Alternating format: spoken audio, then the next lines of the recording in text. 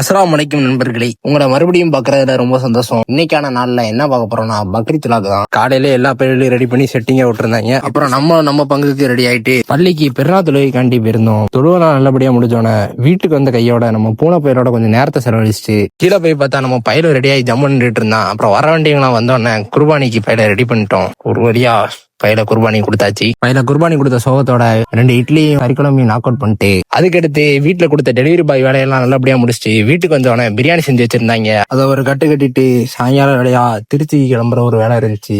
ஆனா டயர்டா இருந்ததுனால அந்த பிளானை மறுநாளுக்கு தள்ளி வச்சுட்டு மறுநாள் காலையில இருந்துச்சு அம்மா கையால 2 முட்டை தோசையை சாப்பிட்டு எங்களோட பயணத்தை தொடங்கணும். பயணம் எப்படி இருந்துச்சுன்னா, என் வாழ்க்கையில இந்த மாதிரி ஒரு பயணம் போனதே இல்லை. ஒரு நாள் பூரா பஸ்ல டிராவல் பண்ணியிருக்கோம். காலையில ஒரு 9:30 எங்க வீட்டுல இருந்து கிளம்பணும். நைட்டு 8:30 தான் அங்க போய் சேர்ந்தோம். இதுக்கு நடுவில் கத்தார் நண்பரும் நம்ம கூட பயணத்துல கூடையில வந்து சேர்ந்துக்கிட்டாரு. After a long travel we finally reached Mettur guys. அருமையான சாப்பாடு. அப்புறம் இத்துடன் இந்த வீடியோவை முடித்துக்கிறேன். நாளைக்கு எதுக்காக இங்க வந்தோன்னு காரணத்தை சொல்லுவேன். பார்ப்போம். Good office.